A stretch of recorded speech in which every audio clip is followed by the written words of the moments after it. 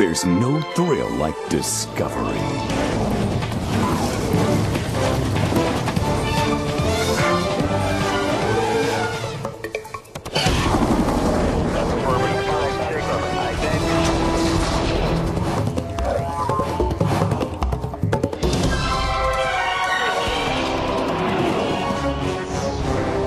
The Discovery Channel.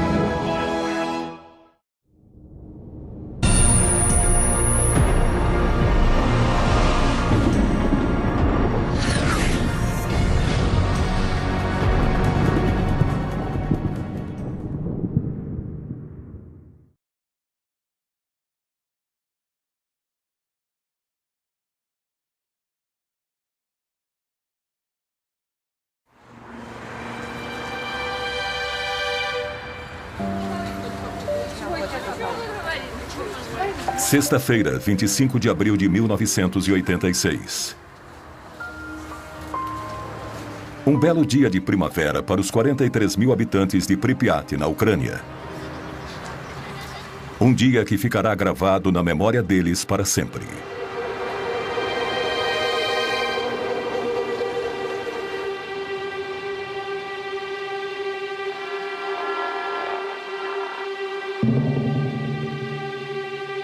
A 3 quilômetros da cidade fica a usina nuclear Vladimir Ilyich Lenin, que emprega milhares de pessoas. Nesta noite, os 176 funcionários do Bloco 4 têm ordens de realizar um teste no sistema de alimentação automática de combustível do reator, que tem como objetivo economizar energia. À 1h23 da madrugada, os sistemas de segurança estão desativados e o teste começa. Uma série de explosões acontece dentro do reator. Enquanto Pripyat dorme tranquilamente, o chão da usina começa a tremer.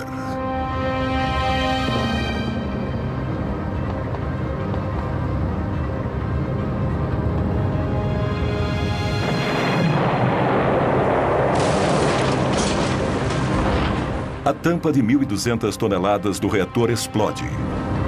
Um fluxo fortíssimo de vapor radioativo começa a jorrar, espalhando urânio e grafite centenas de metros em volta da usina. Da enorme cratera, uma chuva de fogo carregada de partículas radioativas é lançada a 1.000 metros de altura. Eram várias cores muito brilhantes. Laranja, vermelho, azul. Parecia um arco-íris. Foi lindo. O pior acidente nuclear da história tinha acabado de acontecer. Recebi um telefonema bem cedo, por volta das 5 da manhã. Disseram apenas que tinha havido um acidente na usina nuclear de Chernobyl.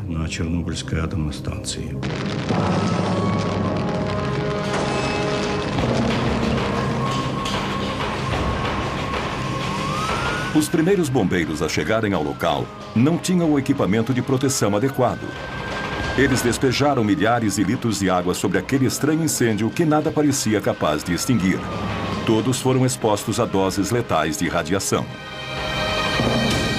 2 homens morreram naquela noite, outros 28 nos meses seguintes. Foram as primeiras vítimas de Chernobyl. Ninguém estava preparado para uma crise como aquela. Nos 7 meses seguintes, 500 mil homens enfrentariam um inimigo invisível. Uma batalha cruel e silenciosa que ceifou a vida de milhares de heróis anônimos e atualmente praticamente esquecidos. Foi graças a esses homens que o pior foi evitado. Uma segunda explosão, 10 vezes mais potente do que a de Hiroshima e que teria destruído metade da Europa. Isso foi mantido em segredo por 20 anos, tanto pelos soviéticos como pelo Ocidente. Muitas dessas imagens nunca foram vistas antes. São fotos tiradas por jornalistas que também foram expostos à contaminação nuclear. Alguns deles morreram logo depois. Essas imagens contam a história de uma guerra secreta, cujas consequências continuam 20 anos depois, tornando o desastre ainda pior. Esta é a verdadeira história do desastre de Chernobyl.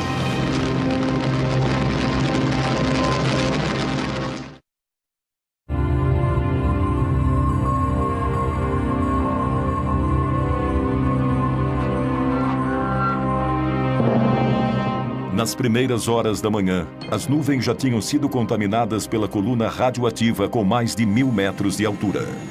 Igor Kostin era fotógrafo da agência de notícias Novosti, quando um amigo que era piloto de helicóptero telefonou e se ofereceu para levá-lo para sobrevoar Chernobyl. Tudo o que Kostin sabia era que algo tinha acontecido na usina durante a noite. Ele foi o primeiro jornalista a ver a enorme cratera de perto.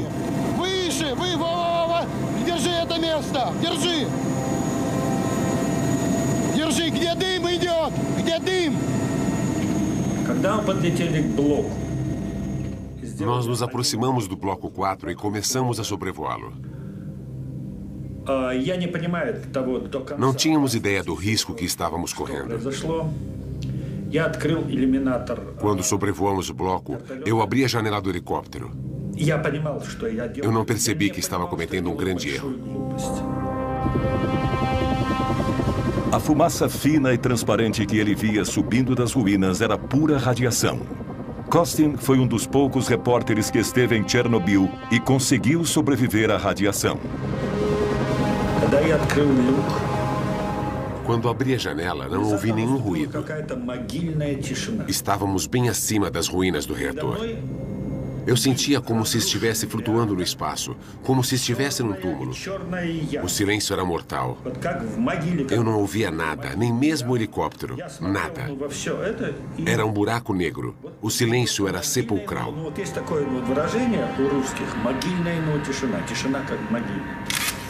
Essa é a primeira foto tirada da cratera. Depois de cerca de 1 minuto, meu equipamento começou a pifar. Não entendi o que estava acontecendo. Pensei que as minhas pilhas estavam fracas. Só pude tirar umas 12 fotos. Quando voltei para Kiev e revelei os filmes, vi que os negativos estavam escurecidos e as cores muito ruins. Eu ainda não sabia, mas as fotos tinham sido expostas à radioatividade. No centro do reator que explodiu, debaixo de 14 metros de destroços, a grafite que revestia o combustível nuclear queimou e derreteu o urânio. A precipitação radioativa seria 100 vezes maior do que a força combinada das 2 bombas atômicas lançadas sobre Hiroshima e Nagasaki.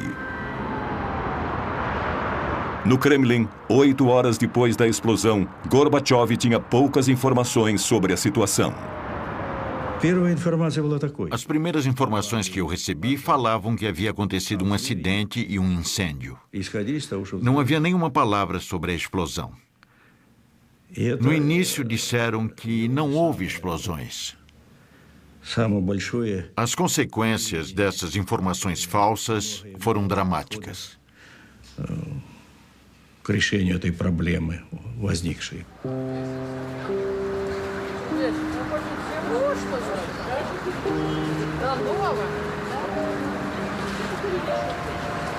Para os 43 mil habitantes de Pripyat, a vida continuava normalmente. Eles não sabiam nada sobre o desastre a 3 quilômetros dali.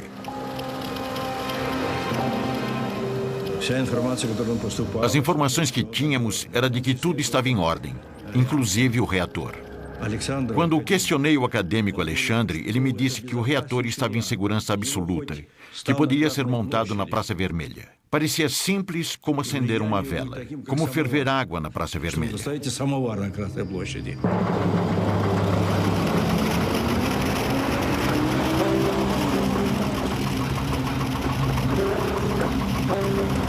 Na cidade, começaram os boatos de que havia acontecido um incêndio na usina e de que algumas pessoas haviam morrido durante a noite, mas não havia nenhuma informação oficial. Os raios brancos nessas imagens são resultado da radioatividade no filme. As pessoas nas ruas olhavam para os soldados mascarados espalhados pela cidade sem entender. O coronel Gremeniuk comandou as tropas responsáveis por manter a situação sob controle. As pessoas sentiam um gosto estranho na boca, um gosto diferente, metálico, um gosto meio ácido. Dizem que a radiação não tem gosto. Só mais tarde é que percebemos que era o gosto do iodo radioativo.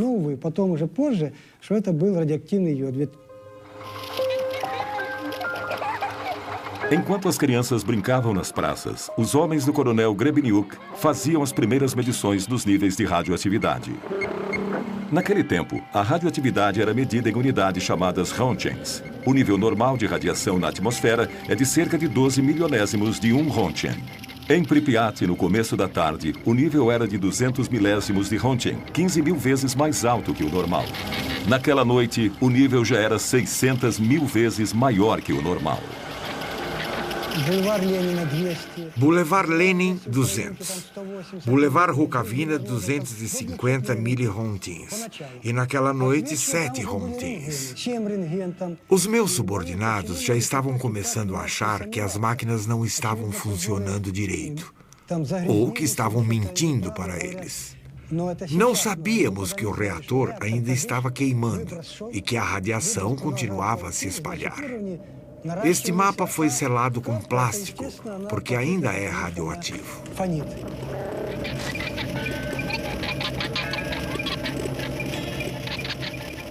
Acredita-se que o ser humano possa absorver até 2 Rontgens por ano, sem ser afetado. Mas a contaminação é letal se o corpo recebe mais de 400 Rontgens. Naquele primeiro dia, os habitantes absorveram uma dose de radiação 50 vezes maior que a considerada inofensiva. Naquele passo, a população receberia a dose letal em 4 dias. Para entender a situação, o coronel enviou uma patrulha para fazer medições na área externa da usina.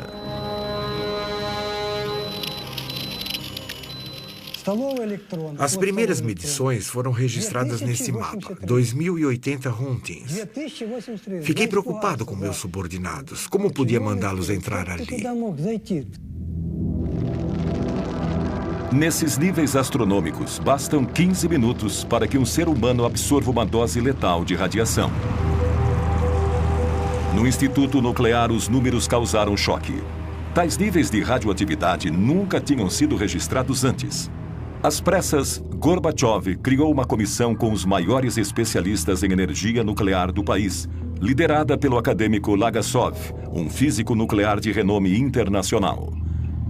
Ele partiu imediatamente para Chernobyl. Esperávamos que eles pudessem avaliar a situação logo, mas nos primeiros dias ninguém pôde nos dizer nada. Foi uma situação dramática. Ficávamos reunidos esperando pelas informações. Exigimos alguma informação, mas eles não podiam dizer nada.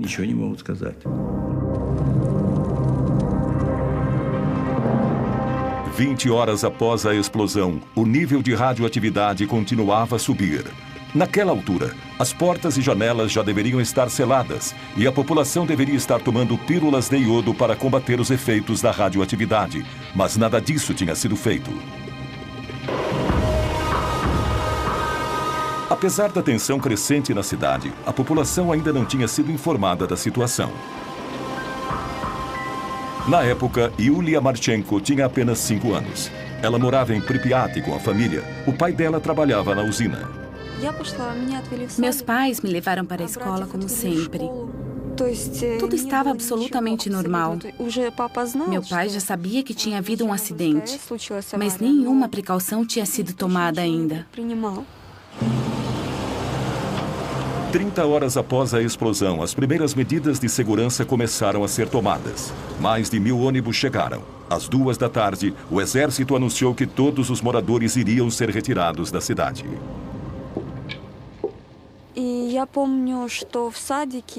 Eu me lembro que naquele dia, no jardim de infância, as professoras deram pílulas de iodo para as crianças. Lembro que os pais foram buscar seus filhos. Todo mundo estava apressado, correndo de um lado para o outro, mas não havia pânico.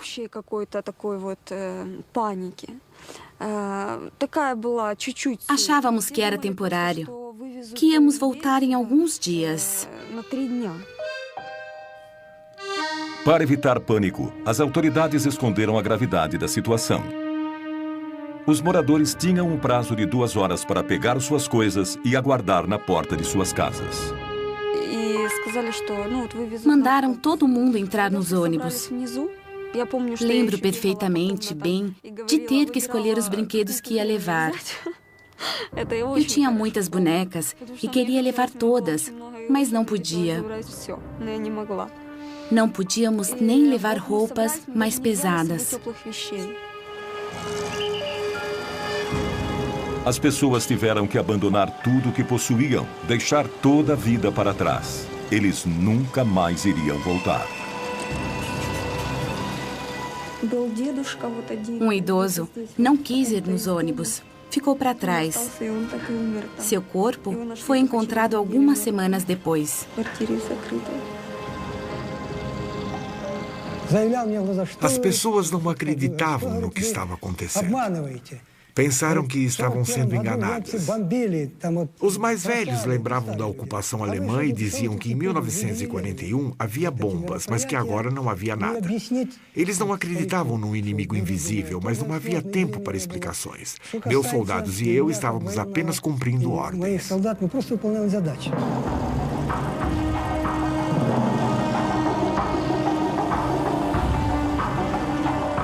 Em 3 horas e meia, 43 mil pessoas foram retiradas contra sua vontade, mas sem tumulto.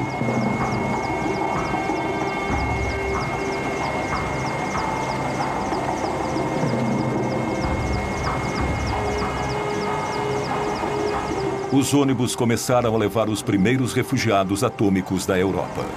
Eles tinham sido expostos a doses de radiação que podiam alterar a composição do sangue e estimular o desenvolvimento de cânceres. Ну, как я нахожу, что, по-моему, скоро его отмоют. Скоро люди здесь будут жить. Ну, еще что вам сказать? Город должен жить. Красивый город. Вот я сейчас смотрю напротив стадиона. Здесь должны дети играть. Ну, без риска, по-моему, нигде нельзя.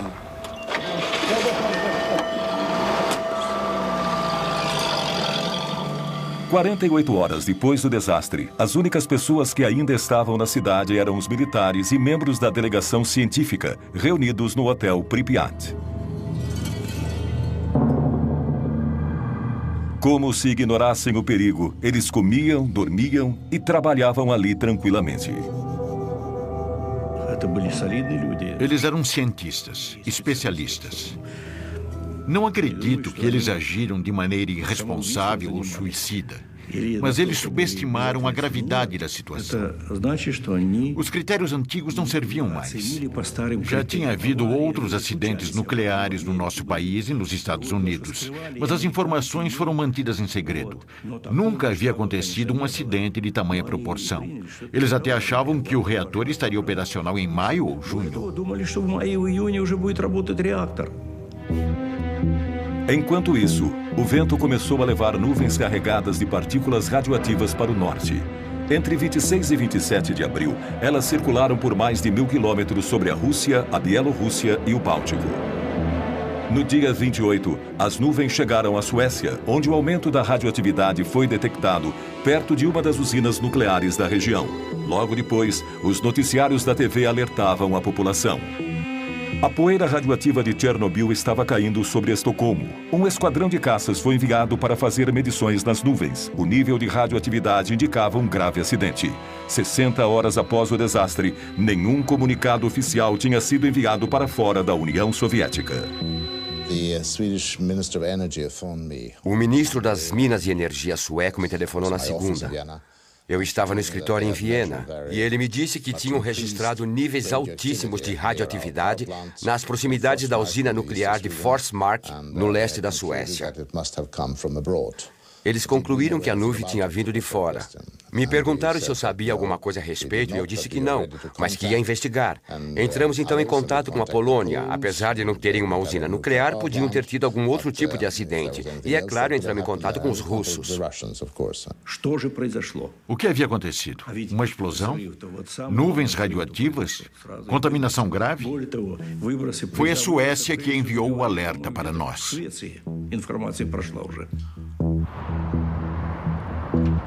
3 dias depois do acidente, enquanto Gorbachev ainda estava tentando reunir dados, os satélites espiões americanos e europeus se voltaram para a União Soviética e descobriram as ruínas da usina ucraniana. A fumaça que saía da enorme cratera aparecia claramente nas imagens.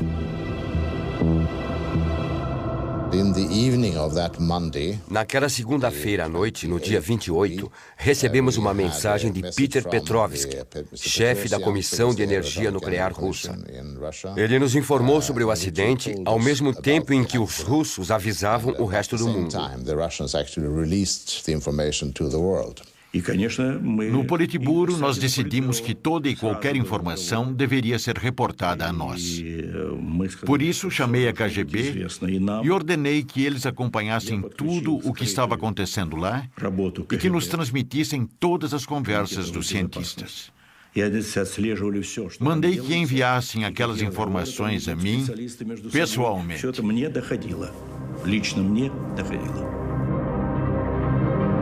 Foram necessárias 48 horas para que se tivesse informações precisas sobre o desastre. Foram 2 dias inteiros, durante os quais os 43 mil habitantes de Pripyat ficaram expostos à contaminação. E o problema continuava. Na parte inferior do reator, 1.200 toneladas de magma incandescente continuavam a queimar a mais de 3.000 graus, liberando gases e poeira radioativa na atmosfera.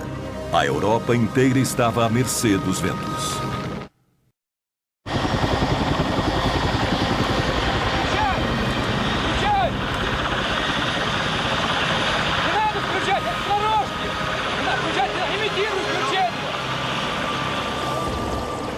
No terceiro dia da crise, Moscou enviou o general Antotkin e 80 helicópteros para combater e acabar com o incêndio.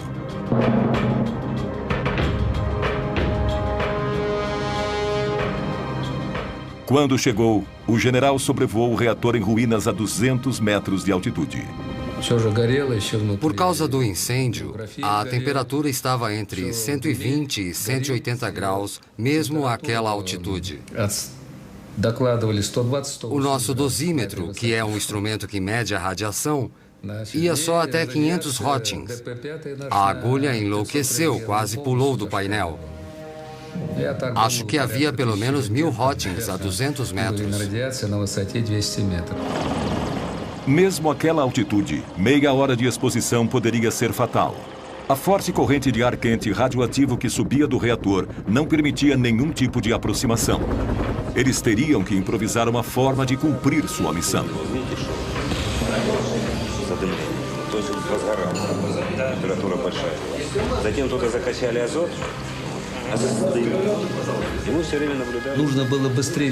Algo tinha que ser feito o mais rápido possível. Tínhamos que apagar o incêndio e selar o reator para podermos nos aproximar e fazer outros trabalhos, além de impedir que a poeira radioativa se espalhasse ainda mais, coisa que o vento já estava fazendo. Tínhamos que agir rapidamente. Era o começo de uma operação gigantesca. Pilotos foram requisitados às pressas e abandonaram o fronte no Afeganistão. Os soldados tinham que jogar sacos de areia de 80 quilos sobre o fogo, usando apenas as mãos. Eles esperavam abafar o incêndio, enchendo o reator com toneladas de areia e ácido bórico, que ajuda a neutralizar a radiação. No primeiro dia foram 110 sobrevoos, no dia seguinte 300. O nível de radiação sobre o reator estava acima de 3.500 röntgens, quase 9 vezes mais alto que o nível letal. Alguns pilotos fizeram 33 voos num só dia. Cada vez que sobrevoavam, eles recebiam 5 ou 6 röntgens. Se fossem devagar, a taxa era ainda maior. Após jogarem 6, 7, 8 sacos, ficavam encharcados de suor por causa do calor. Depois de algumas missões, meus soldados iam se lavar e comer, mas logo começavam a vomitar.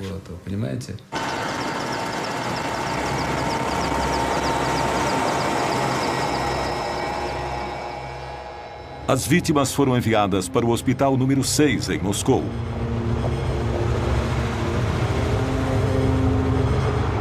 Era o único hospital no país especializado no tratamento de doenças e problemas causados pela exposição à radiação.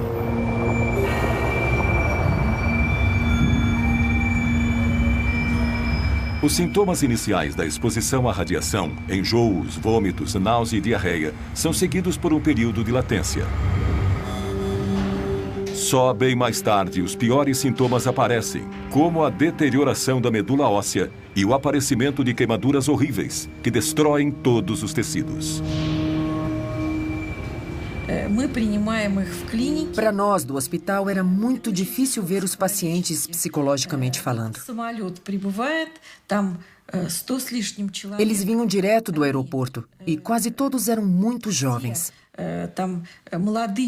Eles chegavam durante o período de latência e, por isso, geralmente chegavam se sentindo bem.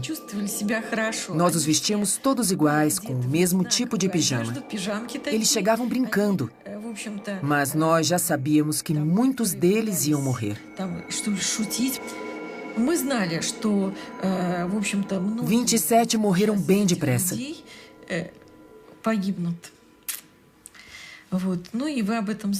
Todos tinham recebido doses cavalares de radiação. Estavam todos em péssimo estado. Era muito triste. E todos eles tinham queimaduras terríveis pelo corpo, alguns pelo corpo todo.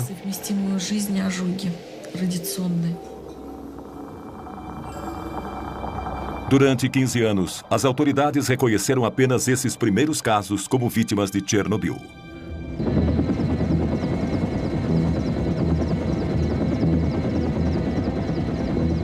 A 30 quilômetros a leste da usina, a floresta foi completamente queimada pelo deslocamento de ar radioativo causado pela explosão. Mas a área do desastre já tinha se espalhado muito mais. Desde a explosão, as partículas radioativas levadas pelas nuvens começaram a cair como a chuva. Muitas regiões em várias partes da Ucrânia, Bielorrússia e Rússia foram contaminadas. No dia 1º de maio, o vento mudou e também contaminou algumas áreas em Kiev, como mostra um mapa desenhado a partir das leituras feitas pelos homens do coronel Grebeniuk. As áreas mais contaminadas aparecem em vermelho, cercadas pelas áreas onde o nível de radiação era normal. Mas a população ainda não havia sido avisada. Houve apenas um relato, um minúsculo artigo de rodapé na página 3 do Pravda, que minimizava a gravidade do acidente e dizia que o perigo já tinha passado. A situação era crítica, mas eles agiam como se nada estivesse acontecendo. Seguiram com as comemorações do 1º de maio. Era como se o país se recusasse a reconhecer a situação. Foi a segunda fase do grande desastre de Chernobyl. 6 dias depois do acidente, apesar dos níveis de radiação milhares de vezes mais altos que o normal, as autoridades incentivavam as pessoas a participar do 1º de maio, mesmo onde se sabia que a contaminação era grave. Em 1986, assisti às comemorações do 1º de maio. Eu estava lá, testemunhei. Era a Parada dos Mortos.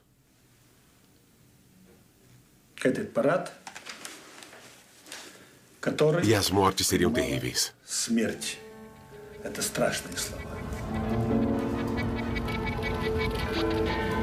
Estranhamente, todos os registros do 1º de maio de 1986 desapareceram do Arquivo Nacional da Ucrânia. Só restaram as fotos de Igor Kostin. Sherbitsky, o primeiro secretário do partido na Ucrânia, também participou das festividades com a família, inclusive os netos. Claro que era muito importante para nós evitar o pânico. Se pelo menos soubéssemos qual o nível de radioatividade no ar. Quantas pessoas foram contaminadas durante as comemorações? Nenhum único estudo foi publicado ainda. Vladimir Sherbitsky, primeiro secretário do Partido Comunista Ucraniano, cometeu suicídio pouco depois.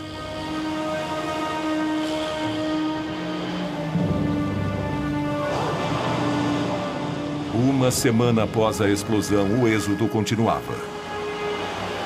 Os moradores de Chernobyl, a 7 quilômetros da usina, foram retirados, assim como todos os habitantes das cidades num raio de 30 quilômetros ao redor da usina. 130 mil pessoas tiveram que se mudar, e muitas já estavam contaminadas.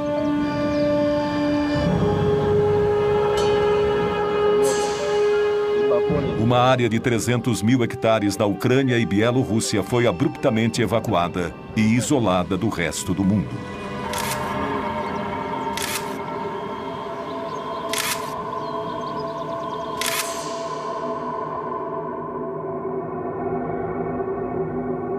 Uma vasta região dizimada.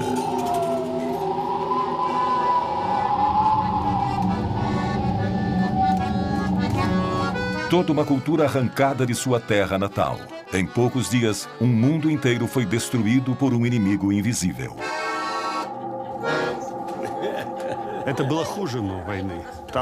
Foi pior do que a guerra. Porque você não via o inimigo.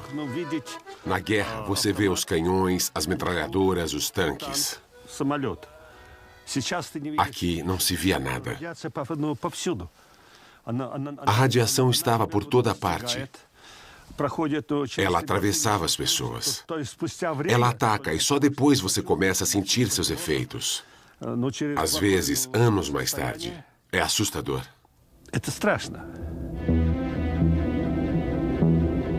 Enquanto isso, a nuvem radioativa continuava avançando sobre a Europa, passando sobre a Bavária e o norte da Itália. A chuva levou o Césio 137 e o iodo 131 para o sul da França e a Córcega. Plantações e pastos foram contaminados. Enquanto as autoridades francesas negavam a presença da nuvem, ela alcançou a Grã-Bretanha e se espalhou até a Grécia. Em Chernobyl, o nível de radioatividade continuava a aumentar. 6.000 toneladas de areia e ácido bórico cobriram a cratera. Mas no subsolo, a gigantesca massa de magma incandescente continuava ardendo. 10 dias depois do desastre, Gorbachev convidou pessoalmente Hans Blix, o diretor da poderosa Agência Internacional de Energia Nuclear, para visitar o local. Foi o primeiro especialista e o primeiro ocidental a visitar Chernobyl.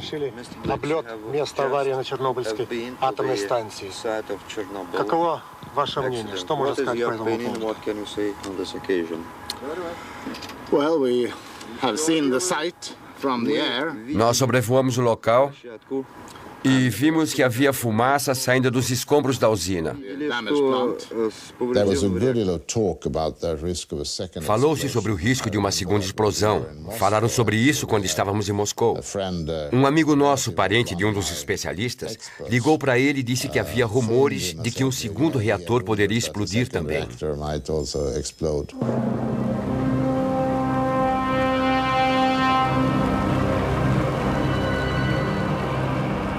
Na parte inferior do reator, 195 toneladas de combustível nuclear ainda estavam queimando, gerando um calor inacreditável que aos poucos foi derretendo a areia da superfície.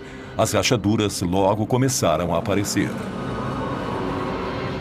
Depois que tapamos o buraco, a temperatura lá dentro começou a subir. Ficamos com medo porque podia haver outra explosão. Foi assustador. Os cientistas vieram para fazer a leitura e ficaram preocupadíssimos. Tinham medo de que a temperatura alcançasse um nível crítico, o que provocaria uma segunda explosão. Teria sido uma tragédia sem precedentes. A laje de concreto debaixo do núcleo do reator estava esquentando e corria o risco de se partir. O magma podia começar a vazar. A água que os bombeiros jogaram logo depois do desastre estava empoçada embaixo da laje. Se o magma entrasse em contato com a água, isso causaria uma segunda explosão, ainda mais devastadora do que a primeira.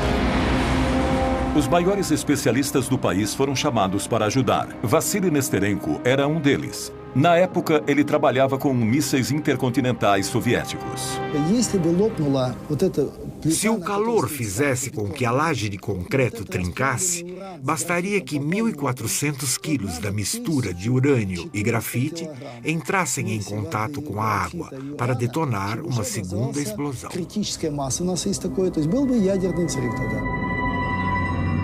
Essa explosão seria comparável à de uma bomba atômica gigantesca.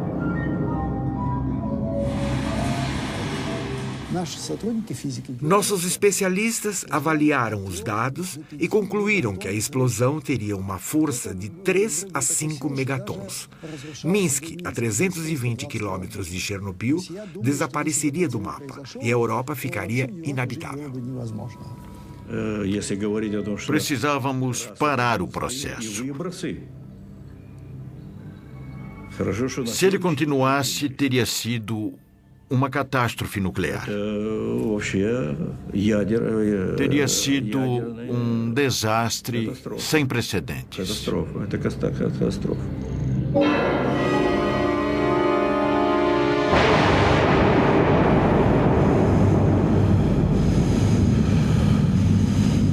Essa segunda explosão seria acompanhada por uma onda de choque e um aumento gigantesco da radioatividade, que acabaria com milhares de vidas em questão de horas. Ainda bem que não aconteceu. Já havia trens com mais de 1.000 vagões em Minsk, Gormel e Kiev, prontos para levar a população. A situação era crítica. Em Moscou, o governo decretou 2 medidas de emergência. A primeira foi enviar um batalhão de bombeiros para retirar a água acumulada sob o reator. Mais tarde, eles seriam declarados heróis nacionais, mas sofreriam com as sequelas da radiação para o resto da vida. A segunda medida era selar a fissura para abaixar a temperatura definitivamente. Em 2 dias, os homens despejaram 2.400 toneladas de chumbo dentro do reator. Começamos a despejar o chumbo e a temperatura caiu na hora. Ele foi bem absorvido e selou a fenda conforme ia derretendo e, com isso, a radiação diminuiu.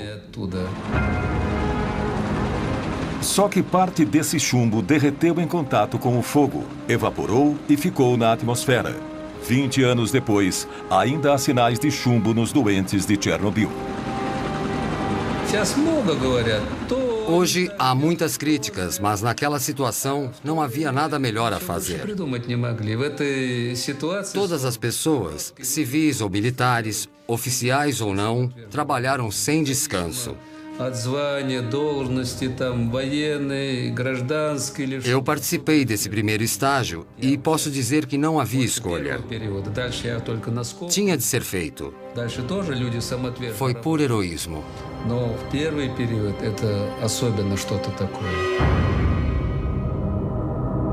Durante a operação, 600 pilotos foram contaminados. Todos morreram, mas seus esforços adiaram o pior por alguns dias. Embora tivesse sido coberto, o incêndio não tinha acabado. Sobrevoos com helicópteros não iam resolver o problema. Era preciso chegar mais perto, entrar na fissura. Mas como?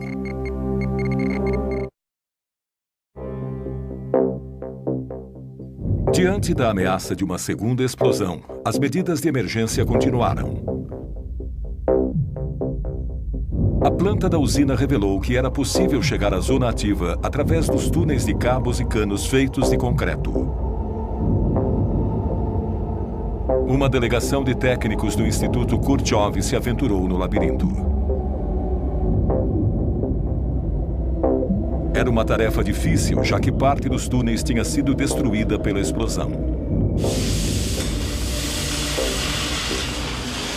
Com o maçarico, eles abriram um buraco no quarto reator e inseriram detectores de radioatividade, termômetros e câmeras.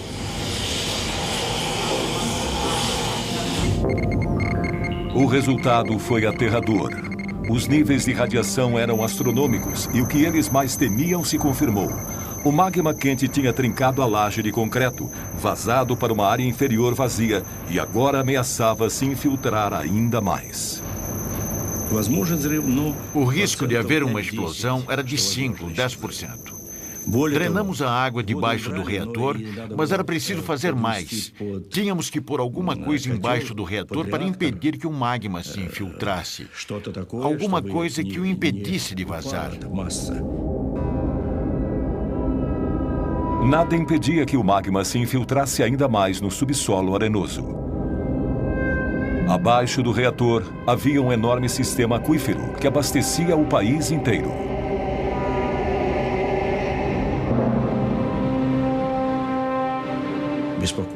O que mais nos preocupava era que todo aquele magma podia fazer tudo ruir de uma vez e chegar ao lençol subterrâneo, o que contaminaria os rios Triper, Nietva e Kiev e o Mar Negro.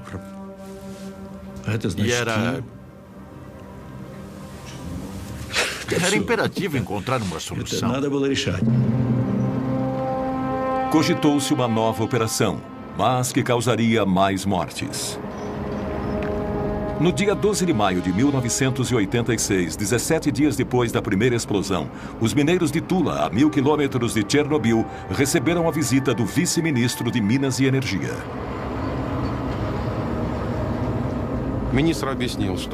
O ministro falou sobre o acidente em Chernobyl. Disse que precisava de mineiros da nossa região de Moscou e nos deu 24 horas para reunirmos os nossos pertences. No dia seguinte, um ônibus nos pegou numa praça e nos levou para o aeroporto de Moscou. No dia 13 de maio, nossos camaradas já estavam trabalhando em Chernobyl.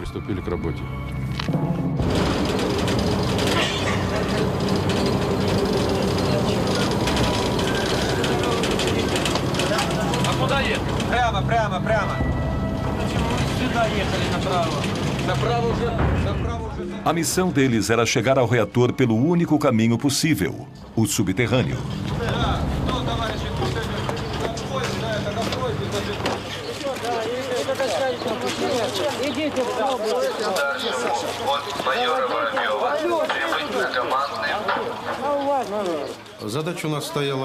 Nossa missão era uma só: cavar um túnel de 150 metros a partir do terceiro reator até a avaria embaixo do quarto reator.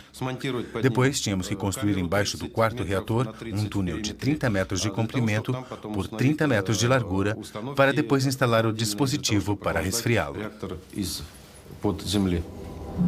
Para limitar a exposição à radiação, os mineiros fizeram um buraco de 12 metros antes de começar a cavar na direção do reator. Ali, eles fizeram uma câmara de 2 metros de altura por 30 de largura, onde foi montado um sistema de refrigeração com nitrogênio líquido. Тебе говорили, что нужен вентиляционный рукав. Ты меня слышишь?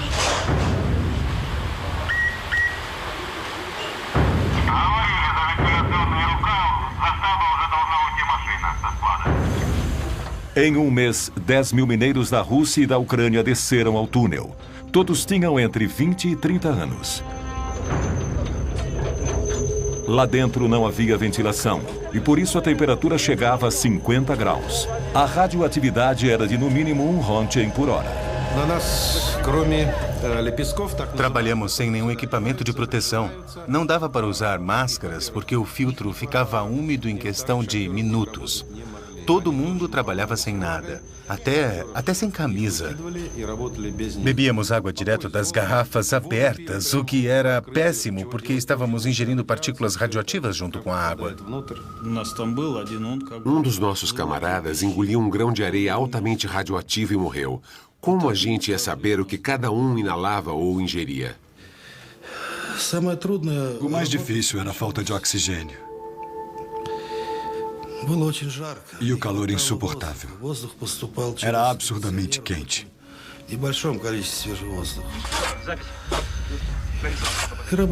O pior era que precisávamos trabalhar rápido. Trabalhar sem descanso. Isso era o pior. Grupos de 30 mineiros se revezavam a cada 3 horas, 24 horas por dia. Eles cavaram um túnel de 150 metros num mês e 4 dias, um trabalho que normalmente levaria 3 meses para ser concluído. O lugar mais perigoso não era lá embaixo.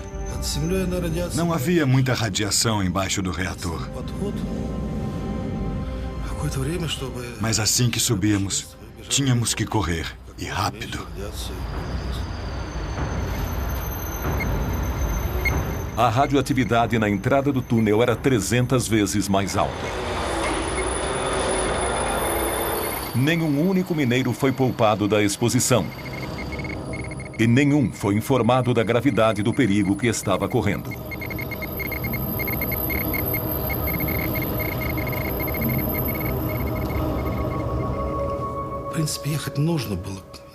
Alguém precisava fazer aquilo. Se não fôssemos nós, seriam outros. Nós cumprimos nosso dever. Se devíamos ter aceitado, é muito tarde para julgar. Eu não me arrependo.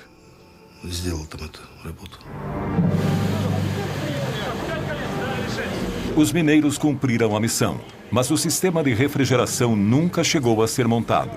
A câmara subterrânea foi preenchida com concreto para solidificar a estrutura. Segundo dados oficiais, cada mineiro recebeu de 30 a 60 rontgens. Mas os sobreviventes afirmam que receberam até 5 vezes mais. Estima-se que 1/4 desses homens morreu antes dos 40 anos de idade. 2.500 vidas se perderam, mas não constam de nenhuma estatística oficial. Enquanto os mineiros ainda cavavam debaixo do reator, Hans Blix e as autoridades soviéticas organizavam uma entrevista coletiva em Moscou. Let me say that on behalf of the IAEA, em nome da AIEA, quero dizer que lamentamos profundamente este acidente trágico, a perda de tantas vidas e o prejuízo causado. Fizemos um acordo com as autoridades soviéticas que irão a Viena para analisar as consequências do acidente.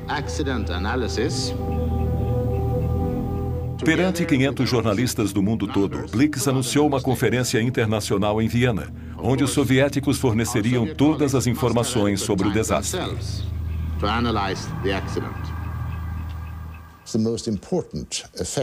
O resultado mais importante da entrevista coletiva foi que o povo russo passou a acreditar no governo. As pessoas estavam acostumadas a nunca acreditar no que o governo dizia, porque ele sempre omitia informações. O povo nunca sabia de nada. Então, quando ouviram as notícias do acidente, ficaram com medo que fosse pior. E era. Foi terrível com certeza, mas de alguma forma passaram a confiar no governo. Foi uma vitória da Glasnost. Os soviéticos concordaram em cooperar com o Ocidente. Foi uma mudança histórica que deu início a uma abertura conhecida como Glasnost, uma vitória política de Gorbachev. Em Chernobyl, embora o incêndio tivesse sido controlado, a fissura e as toneladas de lixo radioativo estavam expostas aos elementos. Era mais do que urgente cobrir a estrutura danificada e limpar a área. Para tanto, seriam necessários mais homens, muitos mais.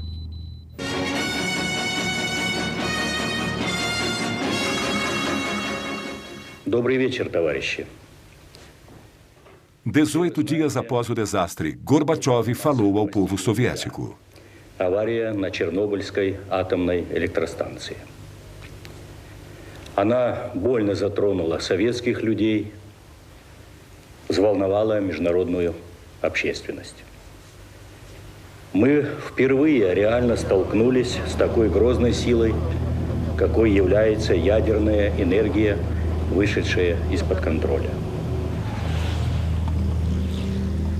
Вся работа, по сути, ведется круглосуточно. Задействованы научные, технические, экономические возможности всей страны.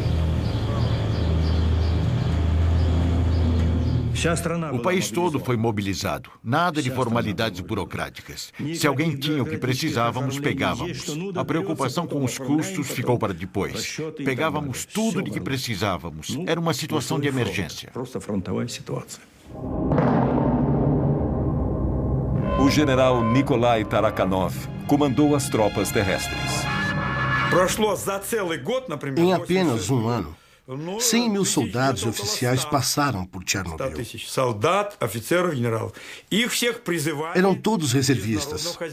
Foram convocados pelas autoridades das cidades onde viviam e enviados para o fronte. Militares ou civis, oficiais ou soldados rasos, eles ficaram conhecidos como liquidadores, um termo inventado naquela situação. Sua missão, liquidar, acabar com a radioatividade. Сначала ходишь первые дни, прячешься, одеваешь маску, а потом уже забываешь, даже на производстве уже забываешь одевать ее. Уже как дома, чувствуешь себя действительно, привыкаешь здорово. Все улыбаются, все довольны. Водку не продают.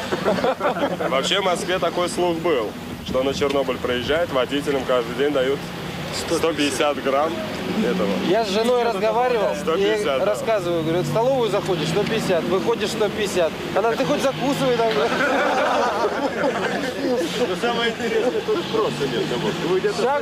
Igor Kostin era um dos 5 repórteres autorizados pelo Kremlin a fazer a cobertura. Fato inédito num país onde tudo era mantido em segredo. 3 dos seus colegas já haviam morrido. Não havia títulos, nada de ministros, generais ou soldados. Ninguém dizia, eu sou general, faço o que eu mando. Todo mundo estava fazendo o melhor que podia. E foi assim que começou a operação batizada de liquidação do acidente de Chernobyl. 100 mil soldados, além de 400 mil civis, operários, engenheiros, enfermeiras, médicos e cientistas de cada república soviética passaram por Chernobyl. A União Soviética estava travando sua última e maior batalha. 500 mil pessoas. Havia mais homens em Chernobyl do que os que lutaram contra Napoleão. Só que o nosso exército tinha sido contaminado.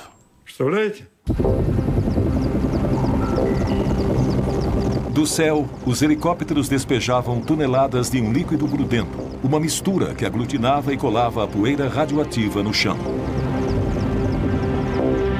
Enquanto isso, brigadas de liquidadores ficaram encarregadas de limpar a área, casa por casa, e remover a camada de poeira radioativa que cobria tudo.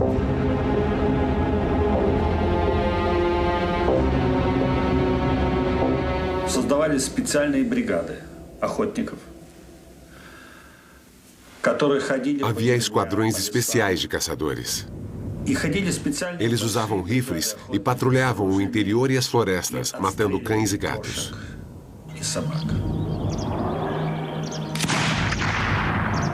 Todos os animais tiveram que ser mortos, porque depois de vagar pelas áreas mais contaminadas, estavam encharcados de radioatividade e podiam contaminar os liquidadores.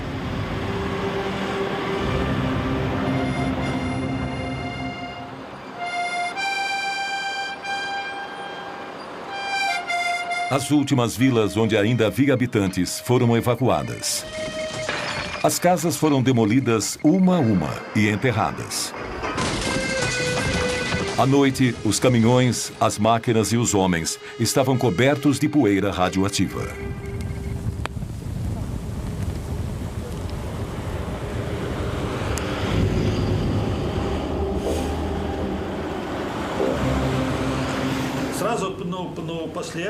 Um amigo me falou, Igor, vamos rápido tomar banho.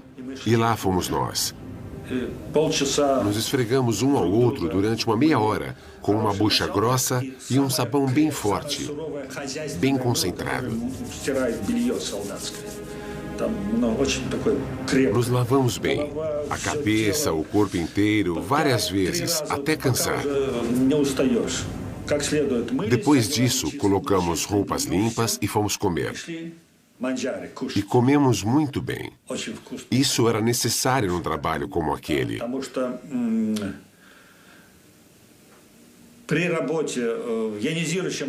Porque com a radiação ionizante, você precisa estar forte, bem forte, porque toda essa radiação se aloja nos pontos mais fracos do seu organismo e lá se instala.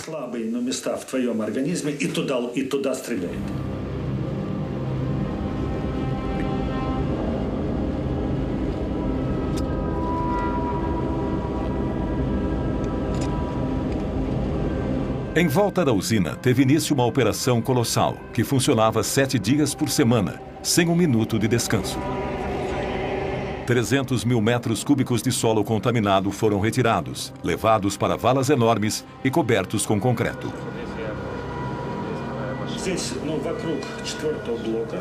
Aqui, em volta do quarto reator, foi onde as missões mais perigosas aconteceram. 8 semanas depois da explosão, os liquidadores atacaram o coração do problema. Para neutralizar o lixo tóxico a longo prazo e impedir que se espalhasse ainda mais, o reator inteiro teria que ser isolado. Lev Bocharov foi um dos engenheiros que desenhou a enorme estrutura que cobriria o quarto reator completamente. Um sarcófago de aço e concreto de 170 metros de comprimento por 66 metros de altura. Aquele foi um projeto único. Ninguém jamais havia construído uma estrutura como aquela numa área tão radioativa. Só podíamos trabalhar alguns minutos de cada vez.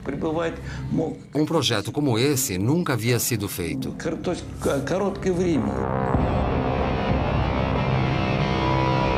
Era um desafio gigantesco. Como construir uma estrutura colossal num lugar onde as pessoas só podiam trabalhar alguns minutos, às vezes segundos, de cada vez? Uma situação como aquela exigiria maior capacidade de improvisação dos liquidadores e colocaria mais vidas em risco.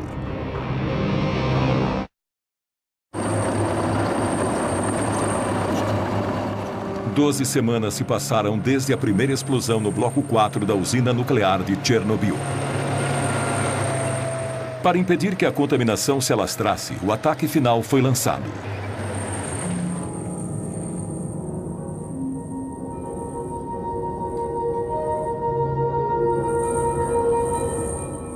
A radioatividade naquele setor era tão alta que só máquinas controladas à distância podiam trabalhar ali.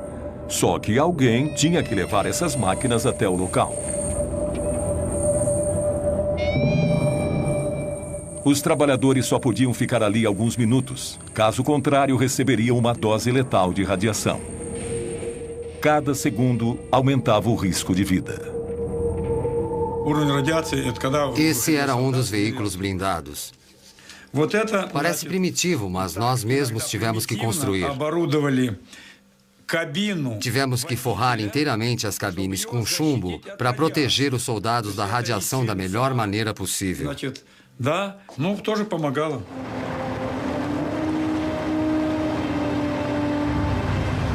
Cada peça metálica da estrutura era fabricada às vezes a centenas de quilômetros dali. As peças eram levadas uma a uma para a usina, para serem montadas lá. Um quebra-cabeça extraordinário. Vigas de 150 toneladas com 70 metros de comprimento, escoras de 45 metros de altura. Esse é o Demac 4000. Olha o tamanho desse guindaste. Não podíamos trabalhar ali muito tempo, então não podíamos nos dar ao luxo de errar.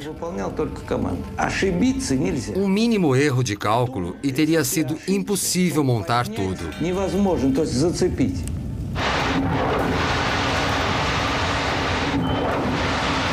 Apesar das péssimas condições, o trabalho progredia. 100 mil metros cúbicos de cimento foram utilizados na estrutura. Mas a descoberta de um novo problema suspendeu o trabalho. O teto da usina estava coberto por pedaços de grafite contaminados.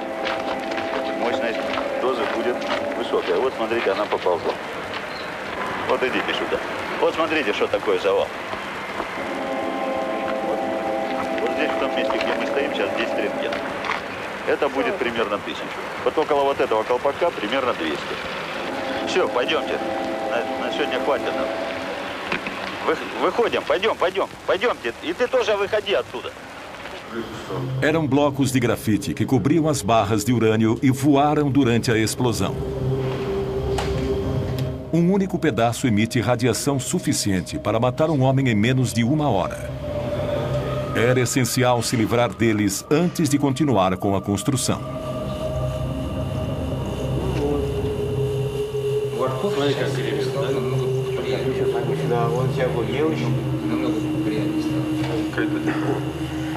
Там очень большие уровни радиоактивного излучения, и поэтому туда подойти крайне тяжело. Ну и зачем туда пускать людей, когда может техника сработать?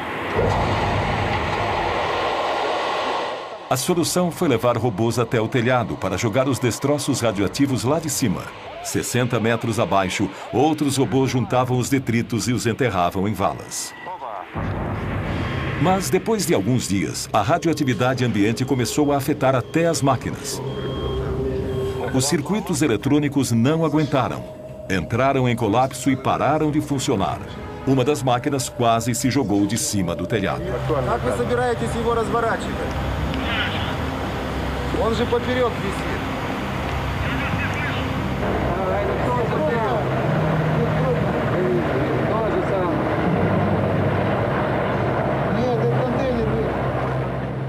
O uso de robôs teve que ser descartado. Eles teriam que ser substituídos por homens.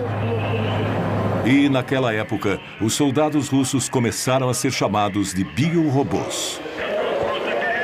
Um batalhão de jovens se preparava para subir no telhado do terceiro reator pela primeira vez. Todos tinham entre 20 e 30 anos de idade. Eram todos reservistas, convocados para a batalha mais perigosa e mortal em Chernobyl. Nenhum ser humano jamais tinha trabalhado em áreas com uma radioatividade tão alta. O general Nikolai Tarakhanov comandou a operação e supervisionou pessoalmente os mínimos detalhes, como as proteções de chumbo que os soldados foram forçados a fazer à mão na véspera da operação. Os flancos, as costas, as botas, eles estavam cobertos de chumbo da cabeça aos pés. Tinham chumbo no capacete, na máscara de proteção contra os raios beta. Tinha um chumbo no avental especial e na luva com dupla camada protetora. O uniforme completo pesava entre 26 e 30 quilos.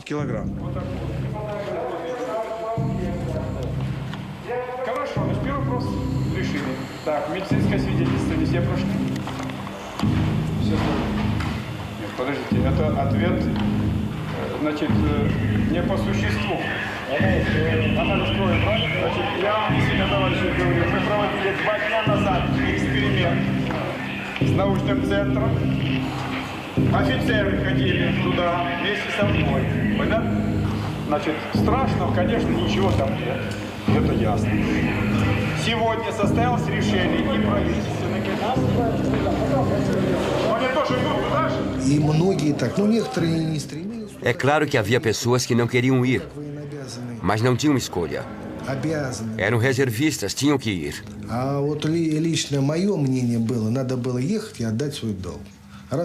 Eu não tive dúvida, era o meu dever. Quem ia fazer aquilo por mim?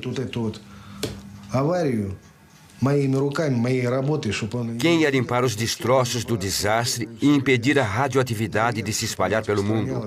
Alguém tinha que fazer aquilo. Надо было кому-то делать. Foram 2 semanas e meia no inferno. Um inferno que podia durar 2 ou 3 minutos para cada soldado, às vezes só 40 segundos se o nível estava muito alto. Calculávamos o tempo de exposição de cada soldado cuidadosamente para salvar o máximo de vidas possível.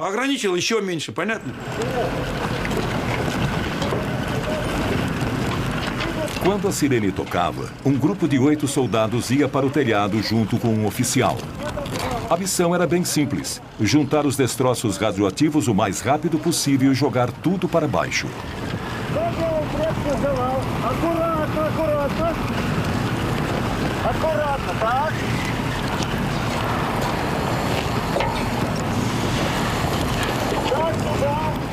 Segundo os cálculos do general Tarakhanov, o nível de radioatividade era de 7.000 rontgens por hora, o que permitia aos biorobôs apenas 45 segundos de exposição, o suficiente para remover apenas 2 pás de resíduos.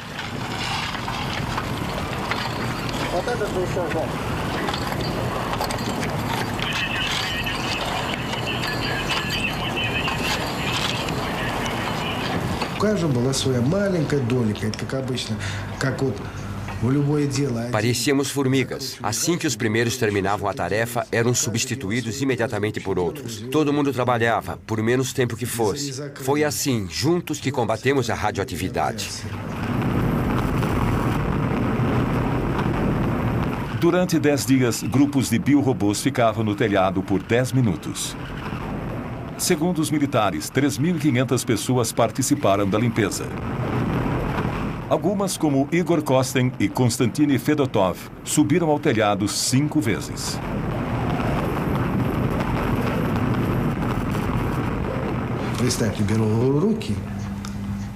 Chegamos a pegar destroços com 1.500 Rontgens. Depois de um dia de trabalho, as mãos doíam tanto que você não conseguia nem fechar o punho.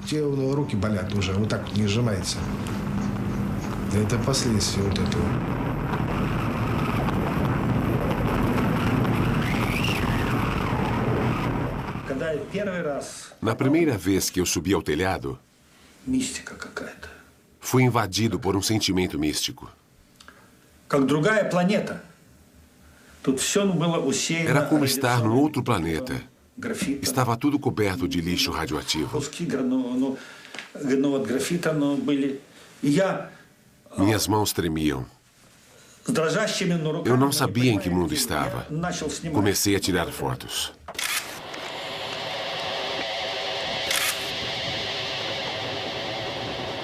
Dá para ver traços de radiação no filme. Eu estava segurando a câmera assim, e ela emanava do solo.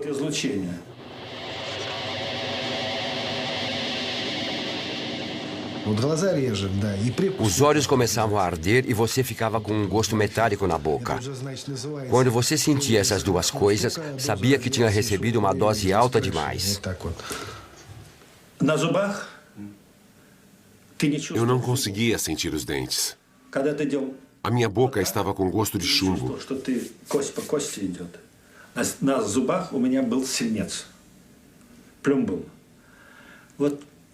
Eu fazia assim com os dentes, mas não sentia nada.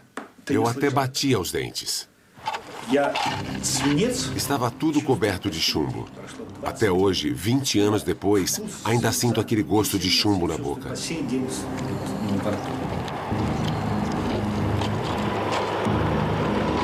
Depois, milhares de pessoas descobririam que aquele gosto estranho era o indício do ataque de um inimigo invisível. Enquanto os biorobôs sacrificavam a vida no telhado da usina, a limpeza prosseguia numa área de 30 quilômetros ininterruptamente.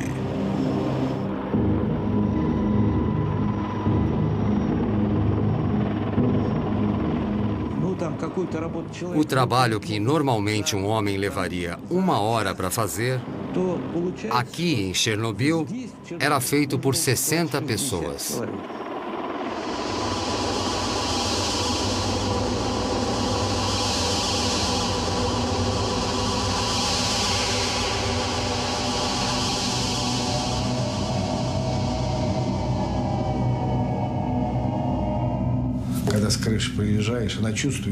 Quando a gente descia do telhado, parecia que todo o nosso sangue tinha sido sugado por vampiros. Estávamos exaustos. Não podíamos nem nos mexer. Tinha gente que sangrava pelo nariz. Os bombeiros ficavam de plantão. Se alguém começasse a sangrar pelo nariz, era levado para o hospital na hora. Se alguém desmaiava, era mandado para casa. Mas todos queríamos aguentar firme.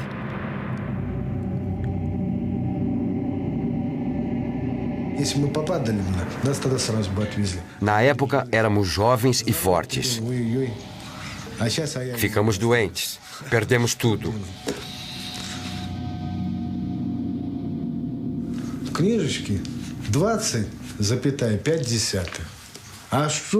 Na minha ficha consta que recebi 20,5 Roentgens. O que isso significa? Na verdade, a dose que recebi foi muito maior que essa.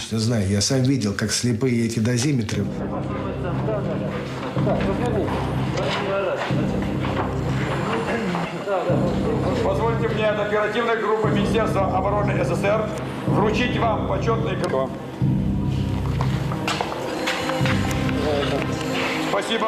Como recompensa, cada soldado recebeu um certificado de liquidador e uma gratificação de 100 rublos, o equivalente hoje a cerca de 100 dólares americanos.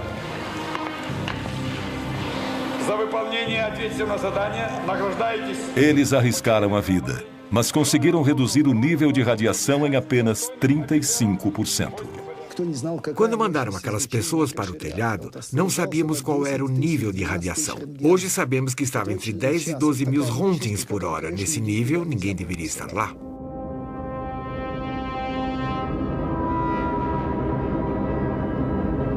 Sete meses após a explosão, a área tinha sido limpa e o sarcófago construído.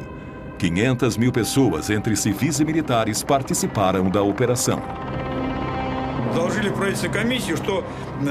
Eu disse à comissão que, por terem enfrentado níveis de radiação absurdos, limpado toda a grafite e realizado tarefas tão heróicas, os nossos soldados mereciam algum ato simbólico, como hastear a nossa bandeira.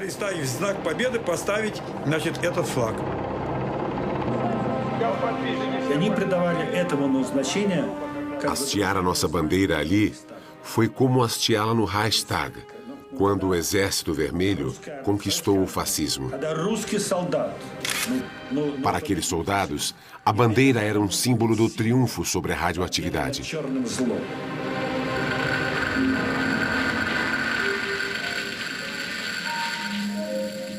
Cada grupo de liquidadores comemorou o fim da operação à sua maneira. Bocharov e seus homens gravaram seus nomes na tampa de metal que ia selar o sarcófago.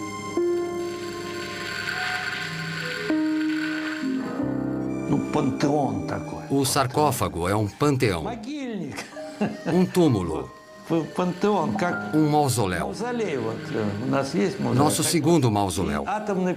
Depois daquilo, paramos de construir usinas nucleares.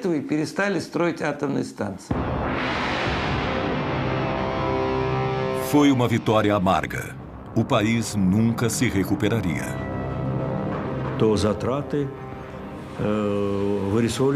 Aquilo nos custou 18 bilhões de rublos. Cada rublo na época valia $1. 18 bilhões. É muita coisa se considerarmos que logo depois o preço do petróleo entrou em colapso. Não dá para calcular os problemas que o nosso país e a perestroika enfrentaram.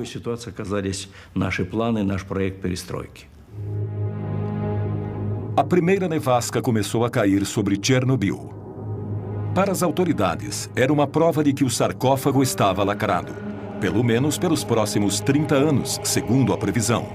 Os liquidadores voltaram para casa. Os reatores 1, 2 e 3 foram reativados. A primeira batalha de Chernobyl terminou anunciando o fim da União das Repúblicas Socialistas Soviéticas. E para muitos, marcou o início de uma guerra que, 20 anos depois, ainda não acabou. 20 anos depois, Pripyat ainda é uma cidade fantasma. Acompanhada por Igor Kostin, Yulia foi ver o apartamento em que morou com a família até o dia da evacuação. Diferentemente do que foi dito, nenhum único habitante pôde voltar a morar nos prédios abandonados.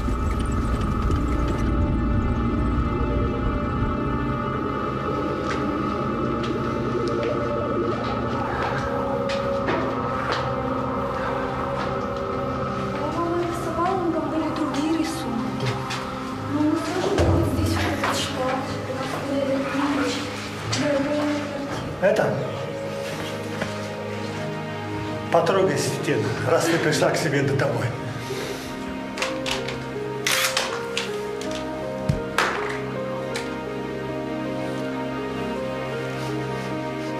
Para Igor Kostin, a visita também traz lembranças dolorosas.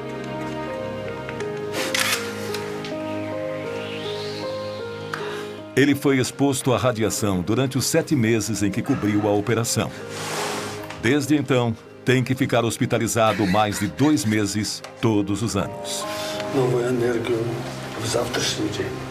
Родина, как никто, больше для этой энергии человека. Это твоя родина, твоя земля сейчас впитала все мощное, что только может быть отсюда.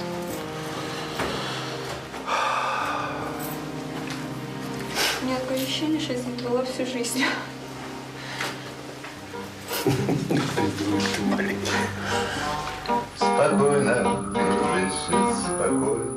Para centenas de milhares de refugiados, bem como para centenas de milhares de veteranos da Batalha de Chernobyl, a luta contra o inimigo invisível ainda não terminou. Todos os que estiveram em Chernobyl ainda sofrem com a radioatividade que absorveram. Nos meses seguintes ao acidente, os liquidadores lotaram os hospitais por toda a União Soviética. 20 anos depois, aqueles que ainda estão vivos continuam a frequentar o hospital número 6. São todos vítimas do que os especialistas chamaram de Síndrome de Chernobyl.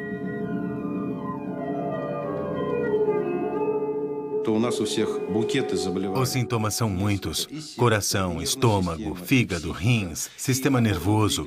Nosso corpo todo sofreu com as mudanças radicais no metabolismo causadas pela radiação e exposição química. Quando os liquidadores voltaram para casa, estavam exaustos, incapazes de voltar a uma vida normal. 20 anos mais tarde, muitos dos que sobreviveram estão incapacitados, não podem trabalhar. Parece que as autoridades esqueceram suas dificuldades e diminuíram o valor das pensões.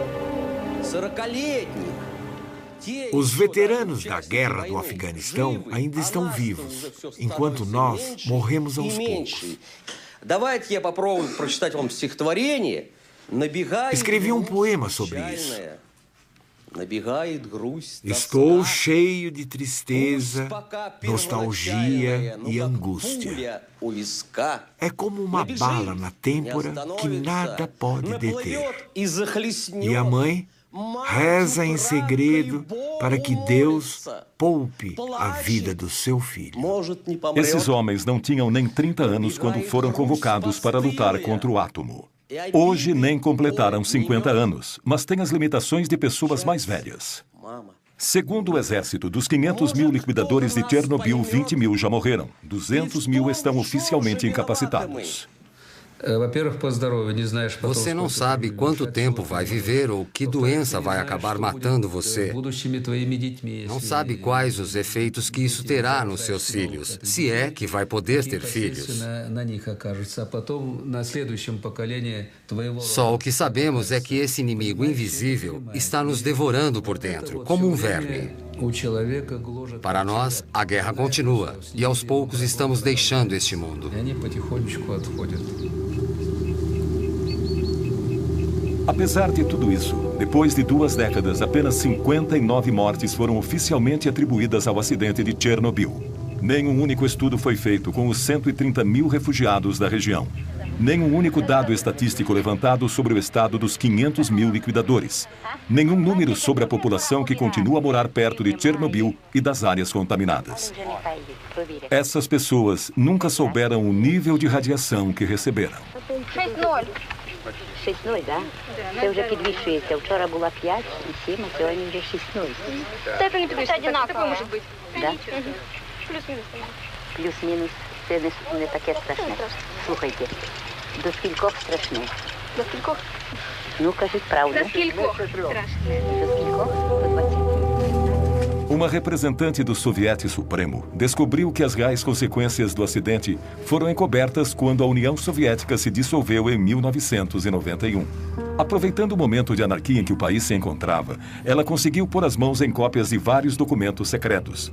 Um relatório de 600 páginas do Comitê Central, preparado enquanto a Batalha de Chernobyl ainda estava sendo travada. Quando eu li aqueles documentos, descobri que as coisas aconteceram de maneira muito diferente. Eu percebi o tamanho da mentira que os líderes do partido contaram. O decreto número 12 dizia que em 12 de maio de 1986, 10.198 pessoas já tinham sido hospitalizadas, das quais 345 mostravam sinais de lesões causadas pela radiação. Ao mesmo tempo, as autoridades diziam que estava tudo bem, que não tinha sido nada sério. Portanto, eles mentiram para nós.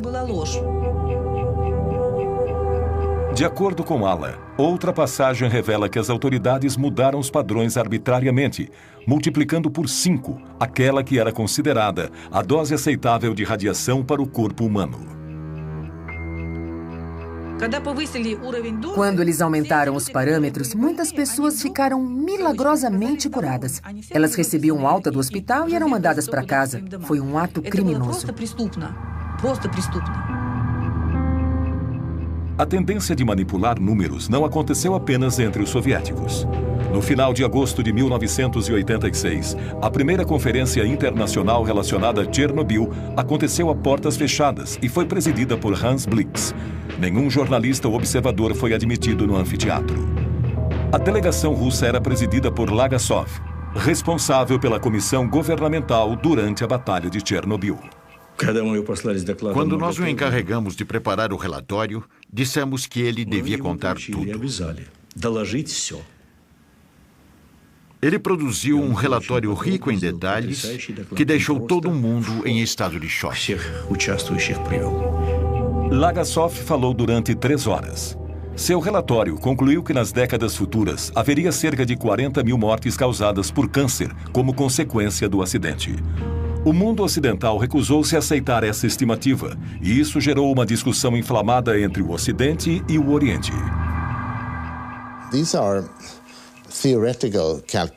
São cálculos teóricos baseados no modelo de Hiroshima.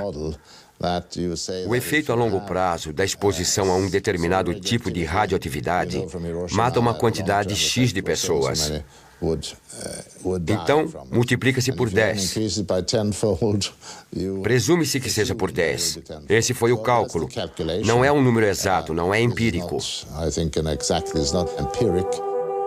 Os números se mostraram extremamente flexíveis. Ao final da conferência, não se falava mais em 40 mil vítimas, mas sim em 4 mil prováveis mortes. Quase 20 anos depois, em setembro de 2005, esse foi o número oficial de vítimas do desastre. A oposição mais ferrenha à política de transparência dos soviéticos foi a dos franceses, que negaram que a nuvem radioativa passou sobre o seu país. Est-ce qu'on a constaté quelque chose au-dessus de la France? Non, parce que les vents ne vont pas dans cette direction-là. Les vents tournent dans le sens inverse des aiguilles d'une montre. Il n'y a pas lieu du tout de s'inquiéter. C'est sans aucun danger pour la santé publique. 20 anos depois, na França e principalmente na Córcega, foram registrados vários casos de câncer de tireoide, do mesmo tipo e gravidade daqueles vistos em Chernobyl. O elemento mais perigoso que saiu do reator de Chernobyl não foi o césio, não foi o plutônio. Foi a mentira. A mentira de 86, é assim que a chamamos. Uma mentira que se espalhou como a radioatividade pelo país e pelo mundo inteiro.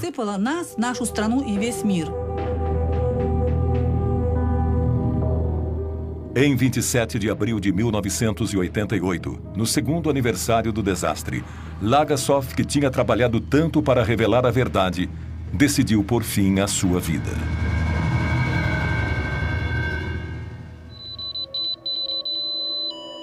Atualmente, como metáfora perfeita da mentira institucionalizada, as partículas radioativas arremessadas do reator na explosão continuam a envenenar o solo.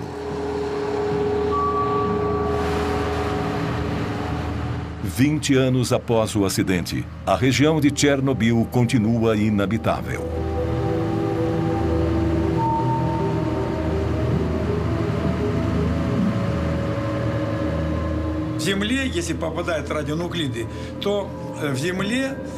Em 5 anos, os radionuclídeos afundam 5 centímetros no solo contaminado. Ou seja, 20 anos depois, são 20 centímetros sob o solo. Eles continuam a contaminar as plantas. Para limpar tudo, teríamos que remover 20 centímetros do solo e enterrar isso em valas, o que seria uma tarefa gigantesca. É impossível.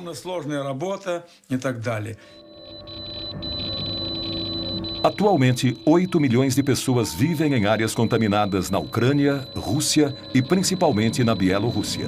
Há 20 anos, eles consomem os alimentos radioativos que continuam a contaminá-los pouco a pouco. Esse problema, levantado em 1986 pela delegação soviética na Conferência de Viena, foi simplesmente ignorado.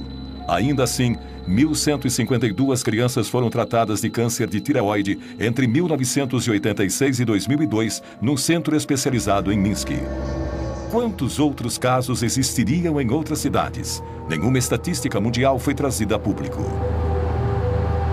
O médico Yuri Bandazevsky estuda as doenças nas populações de áreas contaminadas desde que o desastre ocorreu. Quando suas conclusões foram publicadas em 1996, foram condenadas imediatamente. Preso e oficialmente condenado por corrupção, ele passou os 5 anos seguintes na prisão. Em novembro de 2005, ele ainda estava sob prisão domiciliar. Vejam o que acontece quando a mãe é contaminada com césio durante a gravidez. Numa única família, olhem quantas deformidades.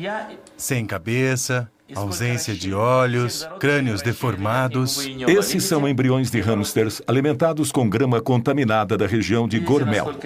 Resultado, ninhadas inteiras de animais deformados. Eu fiquei horrorizado com o número de embriões deformados desenvolvidos em animais alimentados com comida contaminada por césio. Eu obtive um número horrível de deformidades em 2 semanas. Geralmente, quando você encontra um monstro, você pode descrevê-lo. Vocês devem conhecer o Museu Constacameira, de Pedro Grande, em São Petersburgo. Bem, na verdade, eu mesmo poderia criar quantos monstros eu quisesse.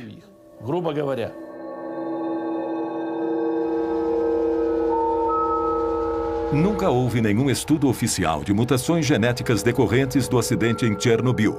Apesar disso e dos mais de 1.000 abortos espontâneos que ocorreram após o desastre, centenas de crianças sofrem com os efeitos da radiação. As deformidades que vemos nessas crianças são parecidas com as que vimos nos hamsters de Bandazevsky.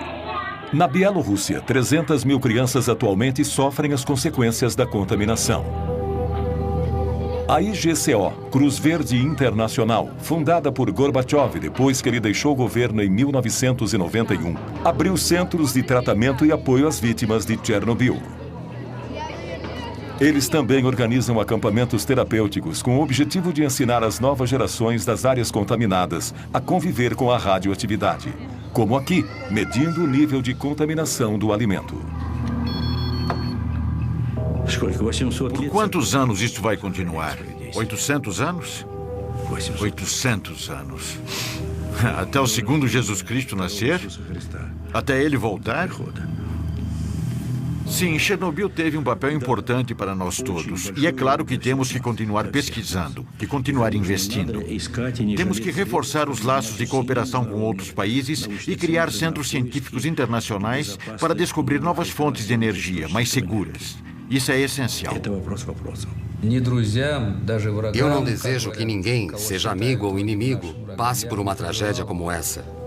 Ninguém merece passar pelo que passamos em Chernobyl. Somos todos humanos, ninguém merece isso.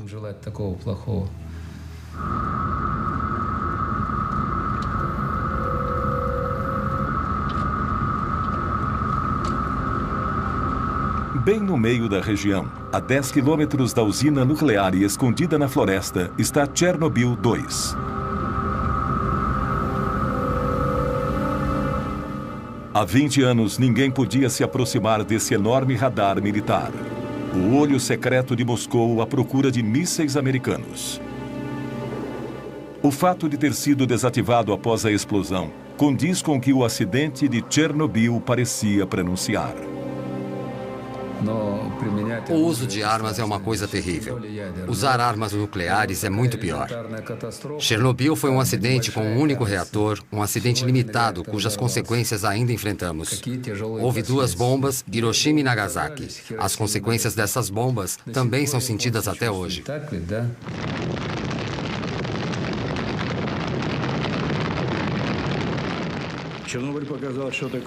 Chernobyl nos mostrou o que realmente acontece com a energia nuclear em mãos humanas. Calculamos que o nosso míssil mais poderoso, o SS-18, era tão poderoso quanto 100 Chernobyls.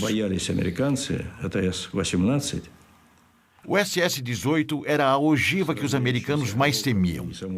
E tínhamos 2.700 deles, todos apontados para os Estados Unidos.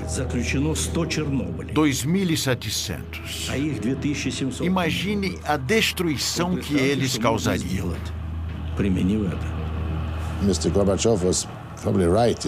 Gorbachev estava certo em dizer que Chernobyl foi a melhor representação da radioatividade fora de controle. De certa forma, ele também disse que temos que nos afastar das armas nucleares. Um ano e meio após o acidente em Chernobyl, Gorbachev desativou todas as ogivas nucleares com alcance entre 500 a 5.000 quilômetros. 10 anos mais tarde, o tratado que proibia testes nucleares foi assinado por países do mundo todo, menos pela Índia. Chernobyl marcou o início do desarmamento dos dois maiores rivais nucleares do mundo. Chernobyl convenceu a todos. Tanto soviéticos como americanos perceberam a magnitude dos vulcões atômicos sobre os quais os dois países estavam sentados. Não só esses dois países, mas o mundo inteiro. O mundo inteiro. No entanto, a lição de Chernobyl parece estar sendo esquecida. Enquanto isso, sob o sarcófago do reator número 4, o veneno ainda é letal. Em 2001, os 3 reatores de Chernobyl foram desativados definitivamente.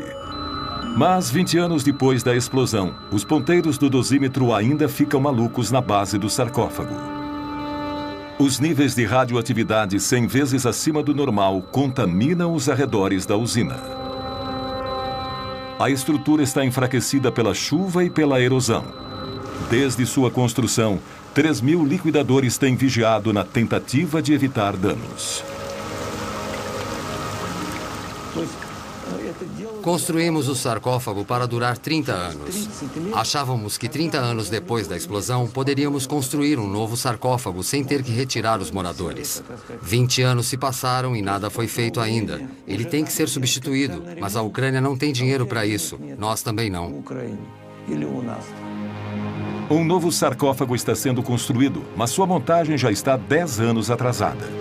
É uma estrutura de 108 metros de altura que deve cobrir o primeiro sarcófago completamente e que custará $1 bilhão. Hans Blix gerencia o fundo para a construção.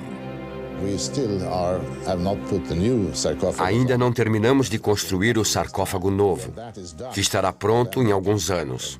Depois que ele estiver pronto, todo o resíduo radioativo poderá ser removido.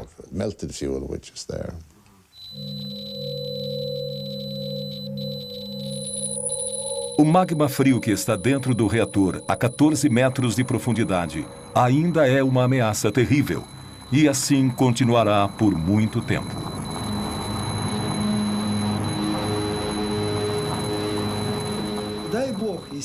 Rezo a Deus para que o sarcófago nunca se rompa. Seria a pior coisa que poderia acontecer, porque lá dentro há 100 quilos de plutônio. Um micrograma é letal para o ser humano, ou seja, há plutônio suficiente ali para contaminar 100 milhões de pessoas. A meia-vida do plutônio, isto é, o tempo que metade dele leva para desaparecer, é 245 mil anos, o que pode ser considerado uma eternidade. Há certas áreas onde jamais haverá vida novamente. Apesar desse aviso terrível, o desarmamento nuclear que começou com Chernobyl está sendo questionado nos dias de hoje.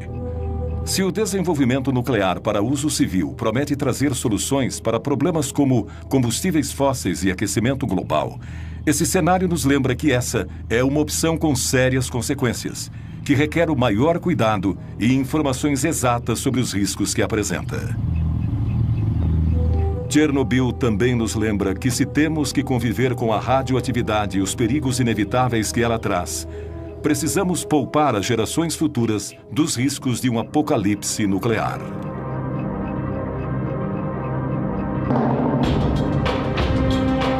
Versão brasileira, Tempo Filmes, São Paulo.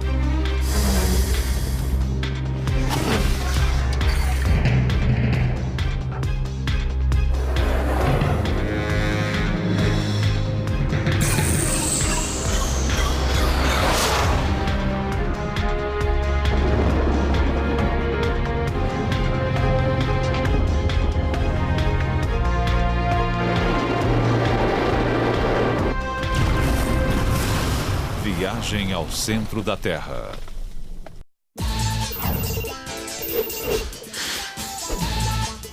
Parece que está todo mundo comprando. No metrô, eu sempre vejo pelo menos 5 pessoas lendo o Código da Vinci. É o assunto do momento. É uma aventura. Eu vi as provas pessoalmente. Tem gente que não sabe da Última Ceia. Eu fico surpresa. Nossa, você não sabia? Parece que os pontos de vista divergem. Ele misturou verdade e ficção. A gente não sabe onde acaba uma e começa a outra. Eu acho que tudo que ele escreveu é verdade. A gente quer acreditar. Eu não acredito. Mas apesar da controvérsia, eis um fato que não tem contestação. Nesta era moderna, com tantos meios eletrônicos de entretenimento, o Código da Vinci, um fenômeno de vendas escrito por Dan Brown, conseguiu o inimaginável. Pessoas do mundo inteiro realmente pararam para ler o livro. Quem iria imaginar que isso poderia acontecer?